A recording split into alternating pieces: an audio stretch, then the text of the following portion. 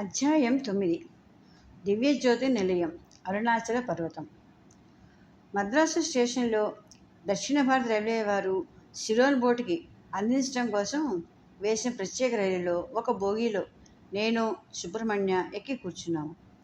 పచ్చని పొలాలు, పక్కనే ఎర్రని కొండలు, చెట్ల నీడలతో దట్టంగా ఉన్న కొబ్బరి తోటలు, మరో పక్క మండే ఎండలో పనిచేసే రైతులు, ఈ విధంగా చిత్ర విచిత్రమైన వర్ణాలు, దృశ్యాలతో కనువిందు చేస్తున్న ప్రకృతిని ఆస్వాదిస్తూ చాలాసేపు ప్రయాణం చేశాం. కిటికీ పక్కనే కూర్చున్న నేను చీకటి పడుతూ ఉంటే బయటి దృశ్యాలను చూడటం ఆపి ఆలోచించడం మొదలుపెట్టాను. భ్రమ ఇచ్చిన బంగారు ఉంగరం ధరించినప్పటి నుంచి నాకు కలిగిన వింత అనుభవాలను ఒకసారి గుర్తు చేసుకున్నాను. నేను వేసుకున్న ప్రణాళికలన్నీ మారిపోయినాయి. తూర్పు దిశగా వెళదామనుకున్న నన్ను కొన్ని అనూహ్య సంఘటనలు దక్షిణానికి ఇంకా కిందికి తరుముతున్నాయి. ఈ బంగారు ఉంగరంలో పొదిగిన విలువైన రాయికి నిజంగానే బ్రహ్మ చెప్పిన అద్భుత శక్తులు ఉన్నాయా? నేను ఎంత నిష్పక్షపాతంగా ఉందామనుకున్నా కూడా శాస్త్రీయ శిష్యునికి అలవాటు పడ్డ నా మనసు ఈ విషయాన్ని అంగీకరించలేకపోతున్నది. ఎంత తీసిపారేద్దామనుకున్నా నా ఆలోచనల్లోని సందిగ్ధత నన్ను వెంటాడుతూనే ఉన్నది. నన్ను అరుణాచల పర్వతం మీద ఉన్న ఆశ్రమానికి నా పాదాలు ఎందుకు లాక్కెడుతున్నాయి? కాషాయవస్త్ర ధరించిన ఇద్దరు వ్యక్తులు తామే విధికి ప్రతినిధులము అన్నట్లు నా దృష్టిని ఎందుకు బలవంతంగా మనిషివైపు మళ్లించారు? ఇక్కడ విధి తప్ప నాకు వేరే మాట తోచడం లేదు. ఇటువంటి స్వల్ప ఘటనలే మానవ జీవిత చిత్రాలని ఊహించిన మార్పులకి గురి చేస్తాయని నా అనుభవం చెప్తోంది. భారతదేశంలో ఫ్రాన్స్ వారి చివరి కేంద్రమైన పాండిచేరికి 40 మైళ్ళ దూరంలో మేము ఎక్కిన రైలు దిగి దక్షిణ దేశం మధ్యలోకి వెళ్ళే మరో రైలు కోసం ఎదురు చూస్తూ 2 గంటల సేపు నిర్జనంగా ఉన్న అక్కడి విశ్రాంతి గదిలో గడిపాం. నా సహచరుడు ప్లాట్ఫారం మీద నక్షత్రాల కాంతిలో పచారు చేస్తూ ఉంటే దయ్యాల కథలు గుర్తుకు వస్తున్నాయి. సమయపాలన తెలియని ఆ రైలు నెమ్మదిగా ఎప్పటికో మేమున్న స్టేషన్కి వచ్చి ఆగింది. ఇద్దరం లోపల ఎక్కి కూర్చున్నాము. రైల్లో కూడా కొద్దిమంది ప్రయాణికులే ఉన్నారు. నేను మెల్లిగా నిద్రలోకి జారుకున్నాను. కొన్ని గంటలైనాక నా మిత్రుడు నిద్ర లేపాడు. ఒక చిన్న స్టేషన్లో మమ్మల్ని దింపిన రైలు అంధకారంలోకి దూసుకు వెళ్ళింది. ఇంకా రాత్రి చాలా మిగిలి ఉండటంతో ఏ వస్తువులు లేని అక్కడి విశ్రాంతి గదిలో కిరోసిన్ దీపాన్ని మేమే వెలిగించుకొని తెల్లవారటం కోసం ఎదురు చూస్తూ కూర్చున్నాము. చీకటి వెలుగులు ఆధిపత్యం కోసం పోటాడుకునే ఉషోదయ సమయాన కొద్దిగా వెలుతురు వస్తూ ఉంటే కిటికీలో నుంచి బయటికి చూశాను. కొన్ని మైళ్ళ దూరంలో ఉన్న పెద్ద పర్వతం కనపడింది. ఆ పర్వతం మొదట్లోనూ మధ్యలోనూ చాలా పెద్దదిగా ఉంది. పొగమంచు పూర్తిగా విడిపోలేదు కాబట్టి పర్వత శిఖరం స్పష్టంగా కనిపించడం లేదు. నా మార్గదర్శి బయటకు వెళ్ళి ఎడ్ల బండిలో గురకబెడుతూ నిద్రపోతున్న వ్యక్తిని లేపాడు. మేము వెళ్లాల్సిన ప్రదేశం పేరు చెప్పగానే అతను ఉత్సాహంగా బయలుదేరాడు. అది పేరుకి ఎడ్ల బండే కానీ 2 చక్రాల మీద అమర్చిన వెదురు దూలాలు తప్పితే ఏమీ లేవు. మేము ఎక్కాక బండివాడు మా సామాను కూడా లోపల పెట్టాడు.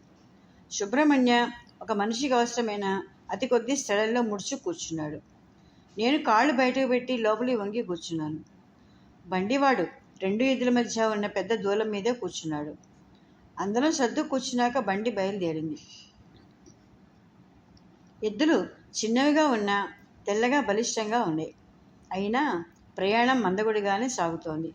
చూడముచ్చటగా ఉండే ఈ ఎద్దులు భారతదేశంలో చాలా ఉపయోగకరమైనవి. వేడిని తట్టుకునే శక్తి గుర్రాల కంటే వీటికి ఎక్కువ. ఇవి ఆహారం కూడా తక్కువగానే తీసుకుంటాయి. శతాబ్దాలు గడిచినా ఈ చిన్న చిన్న గ్రామాల్లో అలవాట్లు మారలేదు. మనిషి క్రీస్తు పూర్వం 100వ సంవత్సరంలో ప్రయాణానికి ఉపయోగించిన ఎడ్లబళ్ళని 2000 సంవత్సరాల తర్వాత కూడా ఇప్పుడు కూడా అదే పనికి ఇక్కడ ఉపయోగించడం చూస్తూ ఉంటే ఆశ్చర్యంగా ఉంది. మా బండివాడికి తన ఎద్దులపై బాగా మమకారం ఉన్నట్లుంది.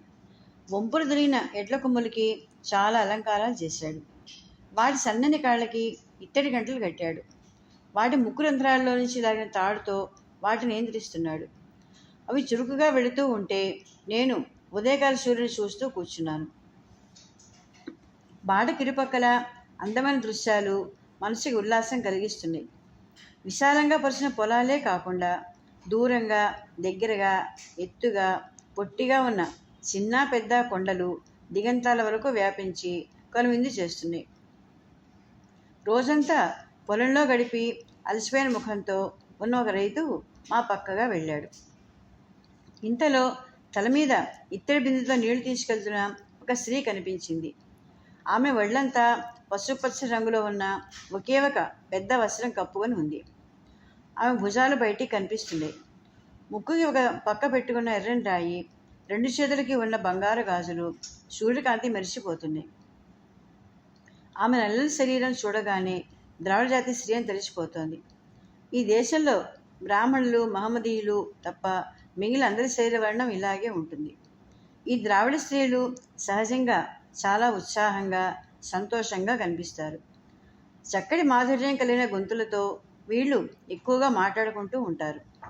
ఆమె ఆశ్చర్యంతో తదేకంగా నన్నే చూస్తూ ఉంటే ఈ ప్రాంతాలకి యూరోపియన్ రావటం అరుదు అని తెలుస్తోంది. అలా చాలాసేపు ప్రయాణం చేసి ఒక చిన్న పట్టణం దగ్గరికి వచ్చాము. ఇక్కడ పెద్ద పెద్ద ఇళ్ళున్న వీధులన్నీ కూడా ఒక విశాలమైన దేవాలయానికి ఇరువైపులా వ్యాపించి ఉన్నాయి. ఆ ఆలయం గోడ సుమారు 1/2 మైలు పొడుగుంది. మరికొంతసేపటికి ఆలయ ముఖద్వారం వద్దకు వెళ్ళాక నాకు మహోన్నతం ఆలయ వాస్తుశిల్పము, దాని వైశాల్యము గురించి కొద్దిగా అవగాహన వచ్చింది. అక్కడ 2 నిమిషాలు ఆగి లోపలికి తొంగి చూశాను. ఆలయ వైశాల్యం లాగానే లోపల విశేషాలు కూడా కళ్ళు చెరేటట్లు ఉన్నాయి. ఈ విధమైన కట్టడం నేను ఇంతవరకు ఎక్కడా చూడలేదు. లోపల విశాలమైన చదర ప్రదేశంలో చిక్కుముడిలా అల్లుకొని ఉన్న చిన్న పెద్ద గోపురాలు, చుట్టూ ఉన్న 4 ఎత్తైన గోడలు వందల సంవత్సరాల నుంచి సూర్యుడి తీక్షణను తట్టుకొని ఉన్నట్టు తెలుస్తోంది. ప్రతి గోడలోనూ ఒకే ఒక పెద్ద ద్వారం, ఆ ద్వారం పైన వింతగా కనిపిస్తున్న కట్టడము, దాని మీద పెద్ద గోపురము ఉన్నాయి. ఆ గోపురం శిల్పకళ ఉట్టిపడుతూ చూడటానికి పిరమిడ్ లాగా ఉంది. కింది భాగమంతా పెద్ద పెద్ద రాళ్లతో నిర్మించిన ఆ కట్టడం పై భాగమంతా ఇటుకలు, సున్నము కలిపి నిర్మించారు. ప్రతి గోపురంలోనూ చాలా అంతస్తులున్నాయి. కట్టడం అంతా కూడా వివిధ రకాలైన శిల్పాలు, చెక్కడాలతో నిండి మనోహరంగా ఉంది. 4 ద్వారాల మీద ఉన్న 4 గోపురాలు కాకుండా దేవాలయ ఆవరణలో మరో 5 గోపురాలు కూడా నేను గమనించాను. ఇదంతా చూస్తూ ఉంటే నాకు ఈజిప్టులోని పిరమిడ్లు గుర్తుకొస్తున్నాయి. చివరిగా నేను గమనించింది పొడుగ్గా కప్పు వేసిన ధ్యాన మందిరాలు, ఆవరణ మధ్యలో ఉన్న విశాలమైన కట్టడంలో అసంఖ్యాకంగా ఉన్న రాతి స్తంభాలు, చీకటిగా ఉన్న మందిరాలు, వరండాలు. త్వరలోనే వచ్చి ఈ ఆసక్తికరమైన దేవాలయాన్ని పూర్తిగా పరిశీలించాలని నిర్ణయానికి వచ్చాను. మళ్ళీ ఎడ్లబండి ఎక్కి పట్టణం దాటి పొలాల మధ్యకు వచ్చాం. రోడ్డంతా ఎర్రని ధూళి, 2 పక్కల చిన్న పొదలు, పొడుగైన వృక్షాలు బారులుదీరి ఉన్నాయి. చెట్ల మీద ఎన్నో రకాల పక్షులు కిలకిలలావాలు చేస్తూ ఉన్నాయి. దారి పొడుగున అక్కడక్కడ చిన్న చిన్న దేవాలయాలు కనపడుతూనే ఉన్నాయి. వాటి నిర్మాణ శైలిలో వైవిధ్యం నన్ను ఆశ్చర్యపరిచింది. అవన్నీ కూడా వేరువేరు శతాబ్దాలలో కట్టి ఉంటారని సమర్థించుకున్నాను. ఈ దేవాలయాలన్నీ ఇతర హిందూ దేవాలయాల్లాగానే శిల్పకళతో నిండి ఉన్నాయి. దారిలో మేము చూసిన కొన్ని పెద్ద దేవాలయాలని ప్రత్యేకత ఈ దక్షిణ దేశంలో తప్ప ఎక్కడా కనిపించని రాతి స్తంభాలు, 2-3 దేవాలయాలైతే చూడటానికి గ్రీకు ఆలయాలను గుర్తుకు తెస్తున్నాయి. మొత్తం 5-6 మైళ్ళు ప్రయాణించాక నేను రైల్వే స్టేషన్ నుంచి చూసిన పెద్ద పర్వతం పాద ప్రదేశానికి చేరుకున్నాం. ఇప్పుడు ఉదయకాలం ఎండలో చూస్తే ఈ పర్వతమంతా ఎరుపు, గోధుమ వర్ణాలతో కనువిందు చేస్తోంది. పొగమంచు విడిపోయేసరికి దాని ఎత్తైన శిఖరం కూడా స్పష్టంగా కనిపిస్తున్నది. ఎర్రమట్టి, గోధుమ రంగు శిలలతో నిండిన ఆ కొండ మీద ఎక్కువ భాగం ఏ విధమైన చెట్లు, చేమలు లేకుండా బోసిగానే ఉన్నది. అయితే అనంతమైన శిలారాశి, చిన్న పెద్ద బండరాళ్ళు ఒక పద్ధతి లేకుండా విసిరేసినట్టు పర్వతమంతా పడి ఉన్నాయి. నా వంక చూసి అరుణాచలం దివ్యజ్యోతి పర్వతం అని నా సహచరుడు ఆనందంగా అన్నాడు. ఆ మాటలు అంటూ ఉంటే ఆయన ముఖంలో ఆరాధనాభావం వెల్లివిరుస్తోంది. ఆయన పారవశ్యానికి లోనైనాడని తెలుస్తూనే ఉంది. ఆ మాటకు అర్థం ఏమిటి అని అడిగాను. అది అరుణ అచల అని 2 మాటల పదబంధం. అంటే ఎర్రని పర్వతం అని అర్థం. ఇక్కడి గుడిలోని ప్రధాన దైవం పేరు కూడా అదే. అందుకని పూర్తిగా అర్థం చెప్పుకుంటే పవిత్రమైన ఎర్రని పర్వతం. మరి ఈ దివ్యజ్యోతి ఎక్కడి నుంచి వచ్చింది? సంవత్సరానికి ఒకసారి ఇక్కడి గుడి పూజారులు ఒక ముఖ్యమైన ఉత్సవం జరుపుతారు. గుడిలో ఆ ఉత్సవం జరగగానే ఈ పర్వతం మీద కర్పూరము, నెయ్యి పెద్ద మొత్తంలో వేసి ఒక జ్యోతిని వెలిగిస్తారు. కొన్ని రోజుల పాటు నిలిచి ఉండే ఆ జ్యోతి కాంతి చాలా మైళ్ళ దూరం వరకు కనిపిస్తూ ఉంటుంది. మహిమాన్వితుడైన ఒక దైవం అధిష్ఠించి ఉండే ఈ పర్వతం పవిత్రమైనదని చెప్పడానికి ఆ జ్యోతి ఒక నిదర్శనం. ఇప్పుడు మేము దాదాపు కొండ కింది భాగానికి చేరాము. సూర్యకాంతిలో ఎర్రగా మెరిసిపోతున్న ఆ పర్వతం తన శిరస్సుని కొన్ని వేల అడుగులు పైకెత్తి ఆకాశంలోకి చూస్తూ ఉన్నట్లుంది. తల పైకెత్తి అరుణాచల పర్వత రూపాన్ని చూస్తూ ధ్యానిస్తూ ఉంటే నా సహచరుడి మాటల ఫలితమో మరేదైనా అర్థం కాని కారణమో తెలియదు, కానీ నాలో ఒక అవ్యక్తమైన చైతన్యం ఉద్దీపితమైనట్టు అనిపించింది. మీకు తెలుసో లేదో, ఈ పర్వతం కేవలం పవిత్రమైనదే కాదు. ఇక్కడి స్థల పురాణం ప్రకారం దేవతలు విశ్వమంతటికి ఆధ్యాత్మిక కేంద్రస్థానంగా ఈ పర్వతాన్ని ఇక్కడ ప్రతిష్ఠించారు. నా మిత్రుడు చెప్పిన అమాయకమైన ఈ కథనానికి నాకు నవ్వొచ్చింది. మరికొద్దిసేపటికి మహర్షి ఆశ్రమం సమీపిస్తున్నామని నాకు అర్థమైంది. రోడ్డును వదిలేసి సన్నం దారి గుండా మామిడి కొబ్బరి చెట్టుతో నిండిన ఒక తోటలోకి వచ్చాము.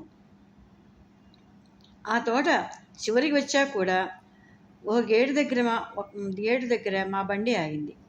బండివాడు దిగి గేటు తీసి బండిని లోపల ఉన్న పెద్ద ఆవరణలోకి తీసుకెళ్లి ఆపాడు.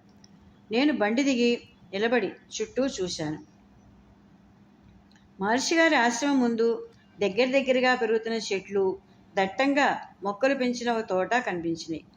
వెనుక భాగంలోనూ ఒక పక్కగా పొదలు, కాక్టస్ మొక్కలు ఒక తెరలాగా దట్టంగా పెరిగినాయి.